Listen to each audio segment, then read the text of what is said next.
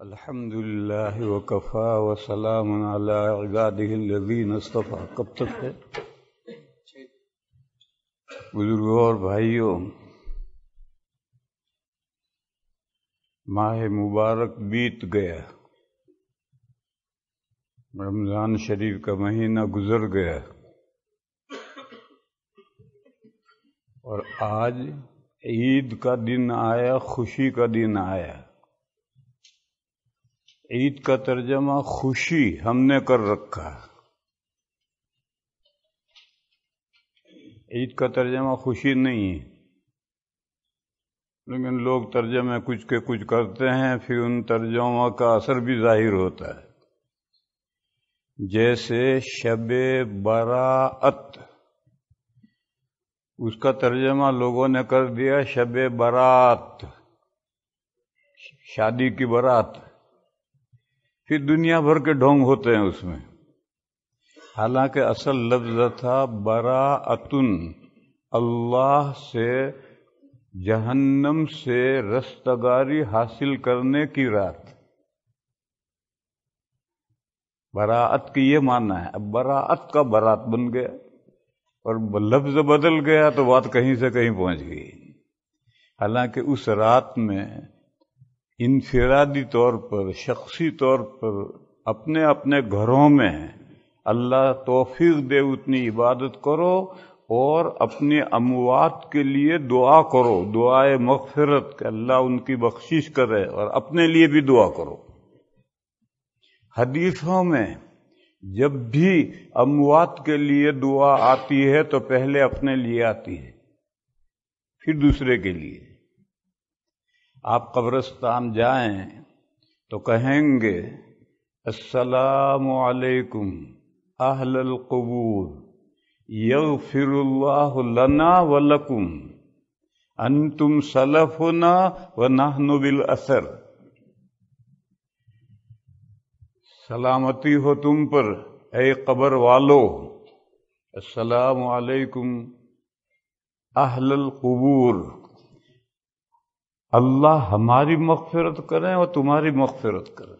اپنے آپ کو مقدم رکھا گیا ہے، پہلے اپنے لیے مغفرت مانگو پھر دوسروں کے لیے. تم ہم سے ہمارے پیش رو ہو، ہم سے آگے جانے والے ہو، سلفنا، اور ہم تمہارے قدموں کے نشان پر آ ہی رہے ہیں. تو اور جگہ بھی ہے، مصافحہ کریں تو لوگ کیا کہتے ہیں؟ دعا میں یاد رکھنا، خصوصی دعا کی گزارش ہے. ارے مصافحے کی دعا ہے حدیث میں، وہ دعا کرو تو مصافحے کا کوئی فائدہ ہے، ورنہ کیا فائدہ ہے ہاتھ بڑھانے سے. حدیث شریف میں ہے کہ جب دو مسلمان ملتے ہیں اور دونوں مصافحہ کرتے ہیں اور دونوں اللہ کی تعریف کرتے ہیں اور دونوں کہتے ہیں یغفر اللہ لنا ولکم، اللہ ہماری بخشش کرے اور تمہاری بخشش کرے. تو حدیثوں میں جہاں جہاں بھی آیا ہے اپنے لیے مغفرت پہلے مانگو، دوسرے کے لیے دوسرے نمبر مغفرت مانگو. اپنے آپ کو کیوں بھول جاؤ؟ ہمارا حق پہلا ہے. تو یہ رات براءتن تھی. اس رات میں عبادت کرو، مسجدوں میں اکٹھا ہو کر نہیں، اپنے اپنی جگہوں پر اپنے گھروں میں، تاکہ گھر کی عورتیں بچے بھی اس میں شریک ہوں. آپ یہاں آ گئے بھی گھر میں سو گئی، تو اس کے بجائے گھر میں نفل عبادت گھر میں کرو، تاکہ گھر کے سارے افراد اس عبادت میں لگیں. اور پھر اپنے لیے دعائے مغفرت مانگو کہ اللہ مجھے جہنم سے چھٹکارا دے. اور پھر اموات کے لیے مانگو، اپنے اموات کے لیے، تمام اموات کے لیے اللہ سے رستگاری، فارسی لفظ ہے رستگاری، چھٹکارا مانگو کہ اللہ جہنم سے ہمیں آزاد کر دے. تو لفظ بدلنے سے بات کہیں سے کہیں چلی گئی. عید کا ترجمہ کر دیا خوشی.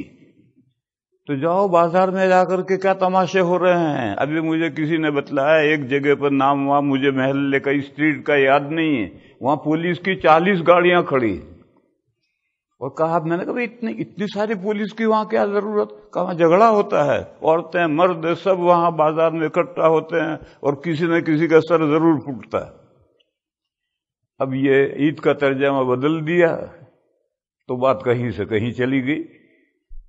میرے بھائیو، عید کے معنی ہیں وہ چیز جو لوٹ لوٹ کر آتی ہے۔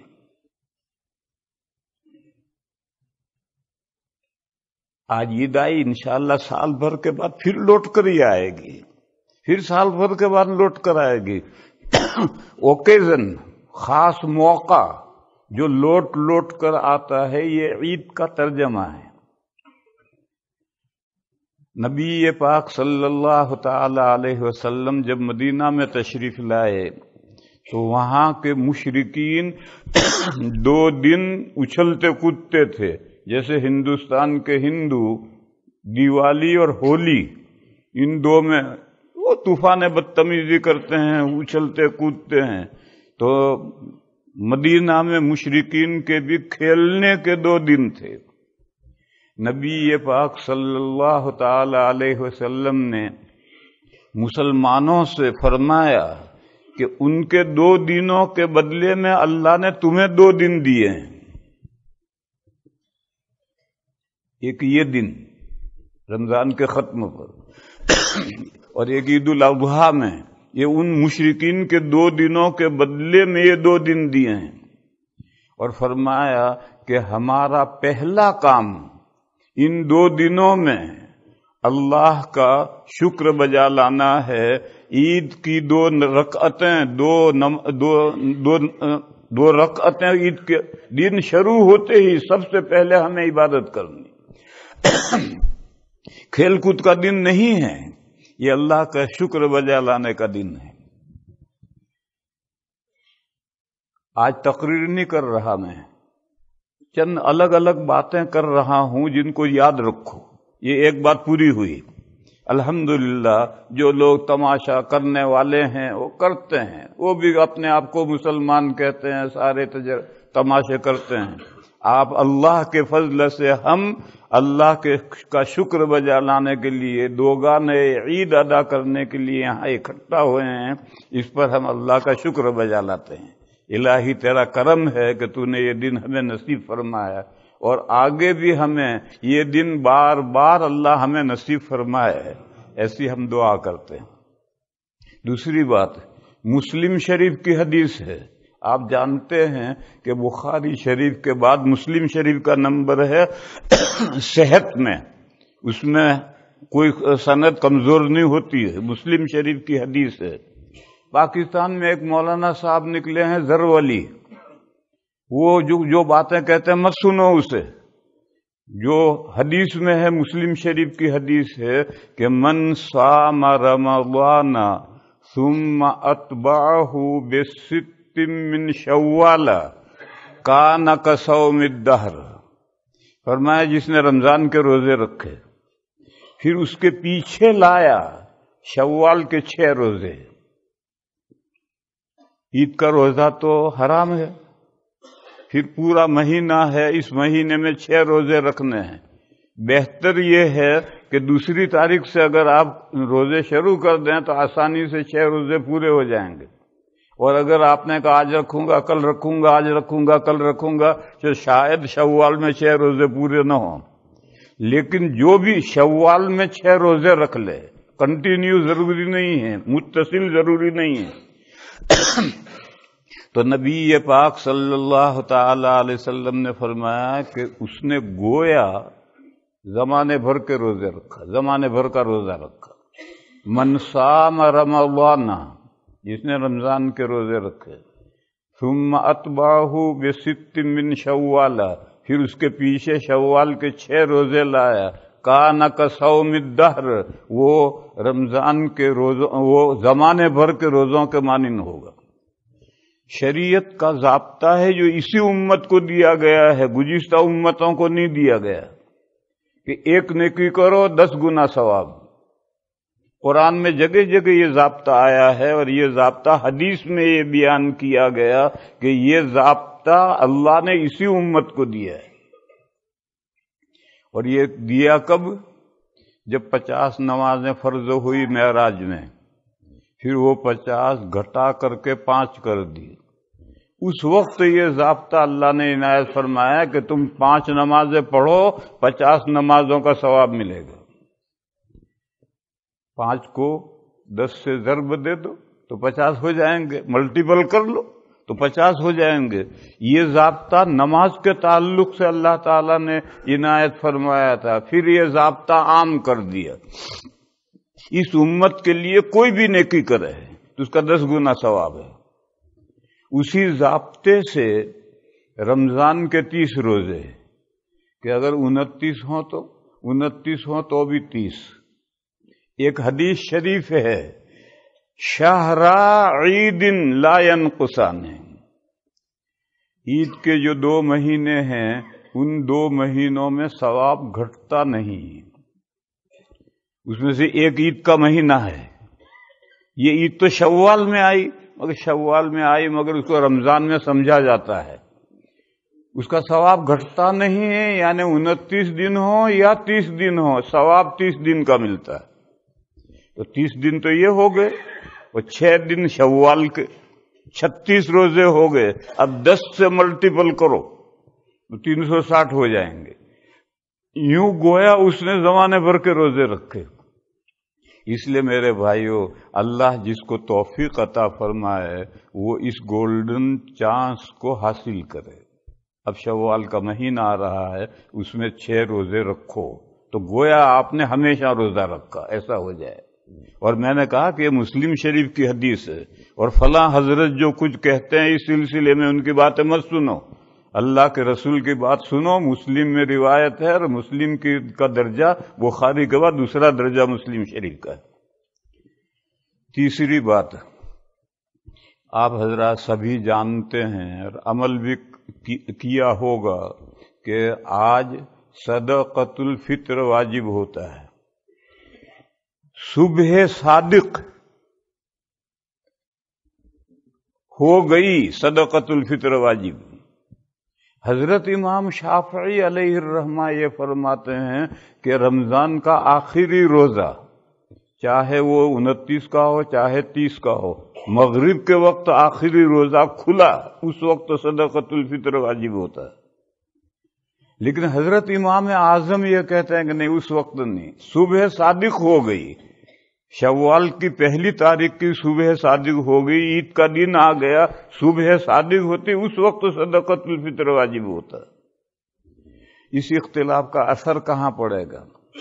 رات میں جس کا انتقال ہو گیا، یہ جو رات گئی، آدھی رات کو انتقال ہو گیا، تو امام شافعی علیہ الرحمہ کے نزدیک صدقۃ الفطر واجب ہے۔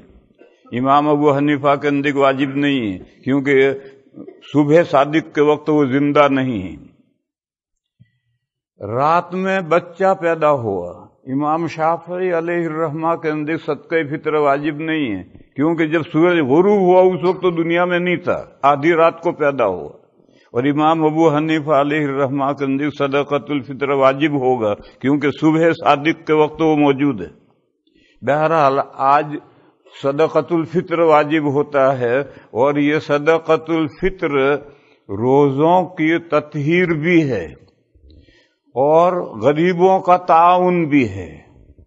جو لوگ دہاڑی پر گزارا کرتے ہیں، روز محنت کرتے ہیں، کھاتے ہیں، ان کو یہ صدقہ فطر پہنچایا جاتا ہے تاکہ آج ان کو کام نہ کرنا پڑے، عید کی خوشی میں وہ شریک ہو جائیں۔ اس مصلحت سے غریبوں کا تعاون بھی ہے، اور روزوں میں جو کچھ تھوڑی بہت کمی رہ گئی ہے اس کمی کی تلافی بھی ہے۔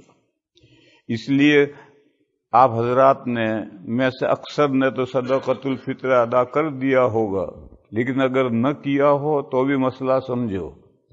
امام احمد علیہ الرحمہ کے نزدیک صدقۃ الفطر عید سے 2 دن مقدم کر سکتے ہیں، اس سے زیادہ نہیں۔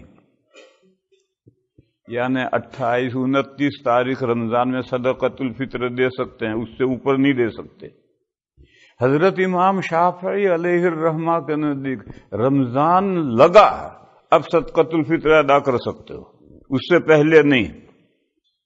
امام اعظم ابو حنیفہ علیہ الرحمہ کے نزدیک رمضان سے بھی مقدم کر سکتے ہیں، چاہے کتنا ہی مقدم کرو، اور مؤخر آج کرنا مستحب ہے۔ عید کے دن عید کی نماز کے لیے نکلنے سے پہلے صدقہ ادا کرنا مستحب ہے، لیکن اگر کوئی نہیں کر سکا ہے تو بعد میں بھی کر سکتا ہے اور پوری زندگی میں کر سکتا ہے، اور یہ قضا نہیں ہوگی، ادا ہی ہوگی۔ یہ تمام ائمہ کا متفقہ رائے ہے کہ اگر کوئی تاخیر کرے تو تاخیر کرنے سے نماز قضا ہو جاتی ہے، یہاں کوئی ٹائم نہیں ہے، لہذا زندگی میں کبھی بھی دے گا تو وہ ادا ہی شمار ہوگی۔ اس لیے جو بندے، جو ہمارے بھائی، جو ہمارے معزز حضرات صدقۃ الفطر ادا کر چکے، مبارک ان کو، اور جن کا باقی رہ گیا ہے ان کو صدقہ ادا کرنا چاہیے۔ یہ صدقہ ہر شخص پر ہے، اس کے نابالغ بچوں کا، نابالغ بچوں کا صدقۃ الفطر بھی باپ کے ذمہ ہے، لہذا وہ بھی ادا کرنا ہے۔ بیوی کا صدقۃ الفطر، بیوی اگر مالدار ہے تو اس پر ہے، شوہر پر نہیں ہے، اور بیوی کی طرف سے اگر شوہر ادا کر لے یا بالغ اولاد کی طرف سے باپ ادا کر لے تو جائز ہے۔ یہ دوسرا مسئلہ ہے جو میں نے بیان کیا۔ اس کے بعد میرے بھائیوں ایک بات سمجھو، تجربے کی بات ہے، قرآن و حدیث کی بات نہیں ہے۔ تجربے کی بات یہ ہے کہ جو بھائی کھلے سر رہتے ہیں، 40-50 کے درمیان میں ان کے سر کے بال اڑنے شروع ہو جاتے ہیں، اور میں 50 سال سے حدیث شریف پڑھا رہا ہوں، میں نے آج تک کوئی حدیث نہیں پڑھی کہ نبی پاک صلی اللہ تعالی علیہ وسلم یا صحابہ کرام ہمیشہ کھلے سر رہتے تھے اور نماز بھی کھلے سر پڑھتے تھے، میں نے ایسی کوئی حدیث نہیں پڑھی۔ لہذا میرے بھائیوں، اپنے سروں کی حفاظت کرو۔ خواہ یہ سب سنت ہے، ارے سنت ہے تو حدیث چاہیے، بغیر حدیث کے کیسے سنت ہو گیا؟ اور تجربہ کرو، یہ سکھ سردار جی ہیں، تمہیں کوئی سردار جی ایسا نہیں ملے گا کہ اس کے سر کے بال اڑے ہوں۔ کیوں؟ وہ بڑا سا ٹوپا امامہ صافہ باندھ کر رکھتا ہے۔ بس سروں کی حفاظت کرو، بالوں کے ساتھ دشمنی مت مول لو، اور کوئی حدیث نہیں ہے ننگے سر رہنے کی، کوئی حدیث میں نے آج تک 50 سال میں نہیں پڑھی ہے۔ لہذا خواہ لوگوں کی باتوں کے دھوکوں میں مت آؤ اور اپنے سروں کی حفاظت کرو، سروں پر ٹوپی یا امامہ باندھو، اور بڑے بڑے سوراخوں والی ٹوپی بھی مت پہنو۔ یہ کھلا سر ہے تو گرد تو اڑتی رہتی ہے سر، وہ گرد سر بالوں میں جا کر جڑوں میں جمتی ہے، پھر آپ شیمپو سے سر دھوتے ہیں رگڑ کر تو بال اکھڑنے شروع ہو جاتے ہیں۔ اس لیے سروں کی حفاظت کرو، اس کے سر کے بالوں میں گرد نہ جمنے دو۔ یہ میری ایک وصیت ہے، کوئی قرآن حدیث کی بات نہیں سنا رہا، یہ تجربے کی بات سنا رہا ہوں، اور تم دنیا پر نظر ڈالو تمہیں ایسا ہی نظر آئے گا۔ اس کے بعد دوسری بات سمجھو، آج کل غیروں کا لباس مسلمانوں میں اور خاص طور پر جوانوں میں غیروں کا لباس اتنا عام ہو گیا ہے کہ اسلامی لباس اور غیروں کے لباس میں کوئی فرق ہی ذہنوں میں نہیں رہا۔ اور ہمارے ملکوں میں تو مردوں اور عورت میں فرق ہے، ان ملکوں میں تو مردوں اور عورتوں میں بھی کوئی فرق نہیں رہا۔ نیچے پتلون پہنیں گے، یا جینس کہتے ہیں، کیا کہتے ہیں، جینس، پتلون پہنیں گے یا جینس پہنیں گے، اور اوپر بنیان پہنیں گے، یا پھر ٹی شرٹ پہنیں گے یہاں تک آستینیں۔ تو فقہ میں ہے کہ اس حال میں نماز پڑھنا مکروہ ہے۔ کہا وہ آستین چڑھا کر مکروہ ہے، ہماری آستین ہی نہیں، آستین ہے اور یوں چڑھا رکھی اور نماز پڑھ رہا ہے تو مکروہ ہے، کہ ہماری تو آستین ہے ہی نہیں۔ ارے ایسی تعویل مت کرو، اتنا سر ایسے ہی پانچے اونچے اونچے کرنا یہ بھی مکروہ ہے۔ پاجامہ اونچا کر دیا، لنگی اونچی کر دی اور پائچے اونچے کر کے بھی مکروہ ہے۔ اب پائچے اونچے تو کوئی نہیں کرتا، ایڑی سے بھی نیچے جاتا ہے، پتلون جاتی ہے، یا پھر بنیان پہنتا ہے، پتلون کے اوپر بنیان پہنتا ہے، یا ٹی شرٹ پہنتا ہے اور خدا نہ خواستہ 8-10 انگل کرتا شرٹ لمبا ہو جائے تو اس کو ان شرٹ کرتا ہے، باہر نہیں، اسے اندر گھسا دیتا ہے۔ میرے بھائیوں، یہ تو غیروں کا لباس ہے اور تمہارے جاب کی مجبوری تم جانو، لیکن اللہ کے گھر میں جب آؤ، اللہ کے سامنے کھڑے ہونے کے لیے، تو اسلامی لباس میں آؤ۔ اللہ پاک کا ارشاد ہے، یا ایھا الذین آمنوا خذوا زینتکم عند کل مسجد، جب بھی نماز پڑھو بیوٹی لے کر پڑھو۔ بعض لوگ کہتے ہیں اس زمانے میں کھلے سر رہنا فیشن ہے۔ بے شک فیشن ہے، فیشن تو غیر اسلامی لباس کو کہتے ہیں۔ اسلامی لباس میں کہاں سر کھلے رکھنے کا مسئلہ ہے؟ ٹوپی یا امامہ باندھو۔ تو قرآن کہتا ہے کہ بیوٹی لے کر کے نماز پڑھو۔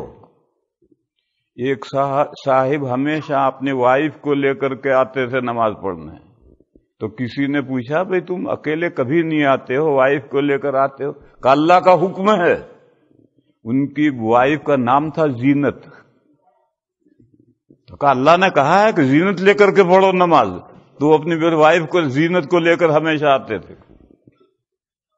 لہذا سب دوستوں سے اور خاص طور پر نوجوانوں سے یہ گزارش ہے کہ اسلامی لباس پہنو۔ جاب کی مجبوری آپ جانیں، جاب سے آ جاؤ گھر تو اسلامی لباس پہنو، اور خاص طور پر مسجد میں جب آؤ تو اسلامی لباس ہی میں آؤ۔ اس کے بعد آخری بات، آپ حضرات جانتے ہیں کہ عید کی نماز کبھی کبھی سال میں 2 مرتبہ آتی ہے، اس لیے اس کا طریقہ جاننا ضروری ہے تاکہ غلطی نہ ہو جائے۔ سب سے پہلے تو نیت ضروری ہے، اور نیت نام ہے عقد قلب کا، دل میں جو پختہ ارادہ ہے اس کا نام ہے نیت۔ یہ تو ضروری ہے، نیت کے بغیر کوئی عبادت نہیں ہوگی۔ لیکن نیت کے الفاظ زبان سے کہہ لیے جائیں تو اس میں کوئی حرج نہیں ہے، فقہا نے کہا ہے اچھا ہے۔ بعض ہمارے بھائی یہ کہتے ہیں کہ زبان سے نیت کرنا بدعت ہے، وہ بدعت کی دم بھی نہیں جانتے کہ بدعت کہتے کسے ہیں، بس انہوں نے ایک لفظ سن رکھا ہے بدعت۔ بدعت نہیں ہے، اچھا ہے، لیکن اگر آپ اس کو ضروری سمجھیں تو پھر بدعت ہے۔ اصل نیت عقد قلب کا نام ہے، دل کے پختہ ارادے کا نام ہے، اور اس میں نیت کیا کرنی ہے؟ دل میں عید کی نماز پڑھتا ہوں اور امام کے پیچھے پڑھتا ہوں، یہ ضروری ہے امام کی اقتداء کی نیت کرنا، بس اتنا دل میں پختہ ارادے کا نام نیت ہے۔ لیکن اگر زبان سے بھی کہہ دے تو اچھا ہے، ضروری نہیں ہے، اچھا ہے کہہ دے تاکہ دل اور زبان ایکارڈنگ ہو جائیں۔ کبھی کبھی ایسا ہوتا ہے کہ دل میں کچھ ہے، زبان سے کچھ بول رہا۔ مثال دوں، تراویح ختم ہوئی، دعا بھی ہو دی، یہ تراویح کے بعد دعا نہیں ہے، دعا ثابت نہیں ہے تراویح کے بعد، لیکن لوگ اس لیے کرتے ہیں تاکہ سب مقتدیوں کو پتہ چل جائے کہ تراویح ختم ہو گئی، اب وتر ہوں گے، یہ علامت کے طور پر دعا کرتے ہیں، ورنہ اس موقع پہ دعا ثابت نہیں۔ اب چونکہ 10 رکعتوں میں یہی نیت کرتا آیا ہے کہ میں تراویح کی 2 رکعتیں، تراویح کی 2 رکعتیں، اب وتر کے لیے کھڑا ہوا تب بھی کہ تراویح کی 2 رکعتیں اللہ اکبر، حالانکہ وہ وتر پڑھ رہا ہے اور دل میں وتر پڑھنا ہی ہے، اس نے دعا کر لی ہے، وتر دل میں وتر پڑھنا ہی ہے، مگر زبان سے نکل جاتا ہے۔ ایسی صورت میں دل کا اعتبار ہے، زبان کا اعتبار نہیں۔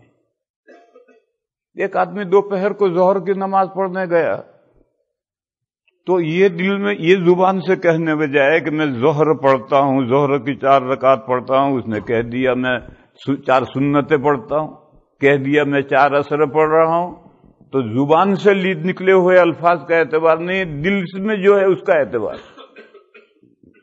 تو اصل نیت عقد قلب کی ہے، اور اس میں پہلے لوگ نیت سکھلایا کرتے تھے کہ 2 رکعت عید کی 6 زائد تکبیروں کے ساتھ، امام کے پیچھے، منہ میرا قبلے کی طرف۔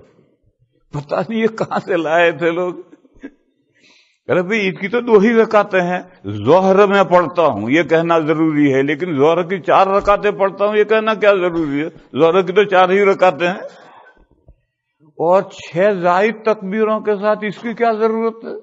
6 زائد تکبیریں کہنی ہے تو یہ بھی کہو کہ 2 رکوع کے ساتھ 4 سجدوں کے ساتھ یہ بھی کہو، اور منہ میرا قبلے کی طرف یہ کہنے کیا ضرورت ہے؟ منہ تو تیرا قبلے کی طرف ہے ہی۔ 2 چیزوں کا دل کے اندر پختہ ارادہ، عید کی نماز اور امام کی پیروی میں، امام کی اقتداء میں، بس اتنا کرنا کافی۔ پھر اس کے بعد جب امام صاحب نماز شروع کریں گے، تکبیر تحریمہ کہیں گے تو سب کو تکبیر تحریمہ کہنی ہے۔ تکبیر تحریمہ کہنے کے بعد میں سب کو ثنا پڑھنی ہے، سبحانک اللہم و بحمدک، یہ سب کو پڑھنی ہے اور پڑھ کر رک جانا ہے۔ پھر امام صاحب 3 تکبیریں زائد کہیں گے۔ یہ 3 تکبیریں حنفیہ کے نزدیک ہیں اور اس کی بھی حدیث ہے، دلیل ہے۔ دوسرے ائمہ کے یہاں دونوں رکعتوں میں 12 تکبیریں زائد ہیں، 7 اور 5۔ تو جو جس امام کا فالو کرتا ہے اس کے مطابق کرے۔ احناف کے یہاں 3 تکبیریں زائد پہلی رکعت میں ہے، 3 دوسری رکعت میں ہے۔ جب تکبیر امام صاحب کہیں تو آپ بھی کانوں تک ہاتھ اٹھا کر تکبیر کہہ کر ہاتھ چھوڑ دیں۔ پھر دوسری تکبیر ہو تو اسی طرح سے ہاتھ اٹھا کر تکبیر کہہ کر ہاتھ چھوڑ دیں۔ پھر تیسری تکبیر جب کہیں تو ہاتھ اٹھا کر تکبیر کہہ کر ہاتھ باندھ لیں۔ اب امام صاحب اپنا جو کچھ پڑھنا ہو پڑھیں گے، آپ پیسوں کا حساب گنیں۔ لا حول ولا قوت۔ یہ اس لیے میں نے کہا کہ ہم عربی نہیں جانتے، تو امام صاحب بیچارے پڑھ رہے ہیں، ہم کیا سنیں اور کیا سمجھیں اور کیا غور کریں؟ چپ چاپ کھڑے ہیں اور دماغ کی ریل تو چلتی رہتی ہے۔ تو اگر امام کا پڑھنا ہم سمجھ رہے ہیں تو ہم اس کو سنیں گے، سمجھیں گے، غور کریں گے، اور اسے سمجھ ہی نہیں رہے تو پھر پیسوں کا حساب کریں گے۔ پھر رکوع ہوگا، سجدے ہوں گے، دوسری رکعت کے لیے کھڑے ہوں گے تو قرات شروع ہوگی۔ جب فاتحہ اور سورت پوری ہوگی تو اس کے بعد جو اللہ اکبر آئے اس میں رکوع میں نہیں چلے جانا ہے، اس جگہ پر 3 زائد تکبیریں کہی جائیں گی۔ تو جب تکبیر کی آواز آئے تو کانوں تک ہاتھ اٹھا کر اللہ اکبر کہہ کر ہاتھ چھوڑ دیں۔ دوسری تکبیر میں بھی اسی طرح، پھر تیسری تکبیر میں بھی اسی طرح، پھر جب چوتھی تکبیر ہو تو ہاتھ نہیں اٹھانے، یہ رکوع کی تکبیر ہے۔ چوتھی تکبیر میں ہاتھ اٹھائے بغیر اللہ اکبر کہہ کر رکوع میں جائے۔ پھر اس کے بعد میں رکوع سجدے ہوں گے، قاعدہ ہوگا، سلام پھرے گا، سلام کے بعد میں خطبہ ہوگا، دعا کریں گے امام صاحب، اور دعا کرنے کے بعد میں خطبہ ہوگا۔ اس خطبے کا سننا واجب ہے، اور ہر آدمی اپنی جگہ پر بیٹھا رہے، تھوڑا بہت ہلے کوئی حرج نہیں، کوئی کیلیں مار کر کے اس کو فکس نہیں کر دیا، تھوڑا بہت آگے پیر ویر ٹھیک کر کے بیٹھے اطمینان سے، باقی خطبہ سنے بغیر نہیں جانا چاہیے، خطبہ سننا واجب ہے۔ جب 2 خطبے ہو گئے اور خطبے ختم ہو گئے تو اب لوگ ایک عمل کرتے ہیں، کھڑے ہو کر کے اچھل اچھل کر کے معانقے کرتے ہیں۔ کا خوشی کا دن ہے آج۔ مسئلہ یہ ہے کہ 7 گھر سے آئے ہو، اب تک معانقہ کرنے کا موقع نہیں ملا، اب اچھل رہے ہو۔ لہذا علماء نے اس کو رسم قرار دیا ہے، کیونکہ اس کو کوئی ثواب سمجھ کر نہیں کیا جاتا، ثواب سمجھ کر کرو تو بدعت، اور ضروری سمجھو تو رسم۔ لہذا گزارش یہ ہے کہ آپ یہ رسم ضرور ادا کریں، لیکن ایگزٹ سے باہر جا کر، وہاں جا کر جتنا دن بھر کودتے رہو، اچھلتے رہو، معانقے کرتے رہو، لیکن جہاں آپ نے عید کی نماز پڑھی ہے وہاں یہ عمل ٹھیک نہیں ہے۔ وآخر دعوانا ان الحمد للہ رب العالمین۔ ایک بات ذہن میں آئی، مجھے ایسا معلوم ہوا ہے کہ عید کی نماز میں خواتین بھی آتی ہیں، تو میں تو بھول ہی گیا، ان کے تعلق سے تو میں نے کوئی بات کہی نہیں، مجھے ذہن میں ہی نہیں رہا، اور یہ بھی مجھے بتلایا گیا کہ عید کی نماز کے بعد جب لوگ نکلتے ہیں تو مردوں اور عورتوں میں اختلاط ہوتا ہے، یہ ٹھیک نہیں۔ حضرت امام ابو یوسف علیہ الرحمہ کا قول کتابوں میں لکھا ہے کہ اگر عورت مسجد میں نماز پڑھنے جانا چاہتی ہے تو شوہر اجازت دے نہ دے، ظاہر ہے کہ بیوی کو شوہر کی اجازت ہی سے کام کرنا ہے تو وہ اجازت دے یا نہ دے۔ تو امام ابو یوسف علیہ الرحمہ کا قول لکھا ہے کہ اگر وہ آرڈینری کپڑوں میں نماز پڑھنے کے لیے مسجد میں جانا چاہتی ہے تو اجازت دے، اور اگر نئے کپڑے پہن کر جانا چاہتی ہے تو اجازت نہ دے۔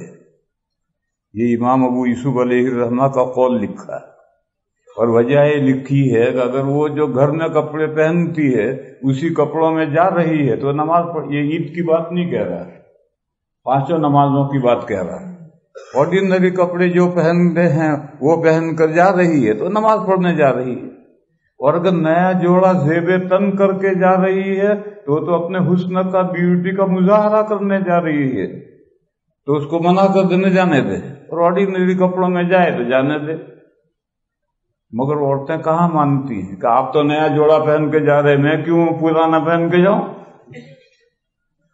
تو کوئی حرج نہیں، عید کے دن نیا جوڑا پہن کے جائیں تو اجازت دو، لیکن مردوں کے ساتھ عورتوں کا اختلاط تو حدیث کے خلاف ہے۔ آپ حضرات جانتے ہیں کہ نبی پاک صلی اللہ تعالی علیہ وسلم کے حیات میں عورتیں مسجد نبوی میں دین سیکھنے کی خاطر جماعت سے نماز پڑھنے آتی تھی۔ اس زمانے میں جو وحی قرآن کی نازل ہوتی تھی وہ نمازوں کے بعد لوگوں کو روک کر حضور وہ نئی وحی سناتے تھے، پھر مردوں کے حلقے بنتے تھے، عورتوں کے بھی حلقے بنتے تھے، وہ نئی وحی یاد کرتے تھے، پھر پورے مدینہ میں پہنچاتے تھے، مرد مردوں کو، عورتیں عورتوں کو۔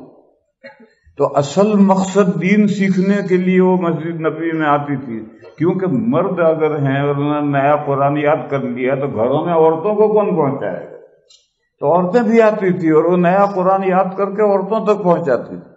اور اس کی دلیل یہ ہے کہ حضور کے زمانے میں مدینہ میں مسجد نبوی کے علاوہ 9 مسجدیں اور تھیں، اور ان 9 مسجدوں کے نام لکھے ہوئے ہیں۔ مراسیل ابو داؤد ایک کتاب ہے، اس کے دوسرے صفحے میں ان 9 مسجدوں کے نام ہیں۔ آج تک میں نے کوئی حدیث نہیں پڑھی ہے کہ ان 9 مسجدوں میں عورتیں آتی تھیں نماز میں، ایسی میں نے کوئی حدیث نہیں پڑھی، صرف مسجد نبوی میں آتی تھی۔ تو اگر نماز، مدینہ بہت پھیلا ہوا تھا، آبادی تو بہت زیادہ نہیں تھی، مگر اس کی جو صورت تھی وہ یہ تھی کہ ایک قبیلہ بسا ہوا ہے، اس کے ارد گرد اس کے کھیت اور باغات ہیں، پھر دوسرا قبیلہ اس کے ارد گرد کھیت اور باغات، پھر تیسرا قبیلہ، یوں وادی یثرب میں مدینہ بہت پھیلا ہوا تھا۔ تو اب ہر جگہ، پھر مسجد نبوی جو بنی تھی وہ پورے شہر سے باہر نکل کر قبرستان سے 500 میٹر کے فاصلے پر بنی تھی۔ تو اب سارا شہر تو یوں ہے، مسجد نبوی یوں بنی ہے، تو اب سارا شہر 5 نمازوں میں کیسے آئے؟ تو نبی پاک صلی اللہ علیہ وسلم نے حکم دیا تھا، ترمذی میں حدیث ہے، ہمارا ببناء المساجد فی الدور وان ينظف ويطيب، حضور نے حکم دیا کہ محلے محلے مسجدیں بناؤ اور ان کو صاف ستھرا رکھو اور خوشبودار رکھو۔ یہ حضور ترمذی شریف میں حدیث ہے کہ محلے محلے مسجدیں بناؤ، ان کو صاف ستھرا رکھو اور خوشبودار رکھو۔ اس لیے مسجد نبوی کے علاوہ 9 مسجدیں اور تھیں، ان 9 مسجدوں میں عورتیں نماز کے لیے آتی تھیں، ایسی میں نے کوئی حدیث نہیں پڑھی، صرف مسجد نبوی میں آتی تھی۔ اور میں نے کہا کہ وہ آتی تھی، دین سیکھنا مقصود تھا، حضور کی زیارت بھی مقصود ہے، دین سیکھنا بھی مقصود ہے۔ تو عورتیں مسجد نبوی میں آتی تھی۔ ایک مرتبہ حضور نے فرمایا کہ یہ دروازہ اگر ہم اس کو عورتوں کے لیے خاص کر دیں، بس اتنا فرمایا، صحابہ اشارہ سمجھ گئے، چنانچہ اس دروازے سے کوئی مرد داخل نہیں ہوتا تھا، عورتیں اسی دروازے سے آتی تھی، اسی دروازے چلی جاتی تھی۔ صحابہ تو اشارے سمجھتے تھے۔ حضور نے فرمایا کہ کاش ہم یہ دروازہ عورتوں کے لیے چھوڑ دیں کہ عورتیں ہی اس میں سے آئیں اور جائیں، مرد اس دروازے سے نہ آئیں۔ آج بھی وہ دروازہ اسی جگہ ہے، اس کا نام ہی ہے باب النساء، مگر اب وہ مردوں کے حصے میں آ گئے، عورتوں کے لمبی آگے دور چلا گیا، عورتوں کا دروازہ الگ ہو گیا۔ لیکن جو عورتوں کا دروازہ مسجد نبوی میں، کوئی مرد اس کے قریب نہیں جائے گا۔ بس اس حدیث شریف سے یہ ثابت ہوا کہ مسجد میں مردوں عورتوں میں خلا ملا اختلاط نہیں ہونا چاہیے۔ عورتیں الگ آئیں دروازے سے جائیں، مرد الگ دروازے سے آئیں جائیں۔ بس اس طرح سے جب ہماری بہنیں عید کی نماز میں آتی ہیں تو ان کو اس کا خیال رکھنا چاہیے کہ مردوں کے ساتھ اختلاط نہ ہو، وہ اپنے طور پر اپنے انٹرن سے آئیں، ادھر سے نکل کر گھر چلی جائیں۔ مردوں کے ساتھ باہر مصافحہ کرنا اور ملاقات کرنا اور خیر خیریت پوچھنا اور یہ الحمدللہ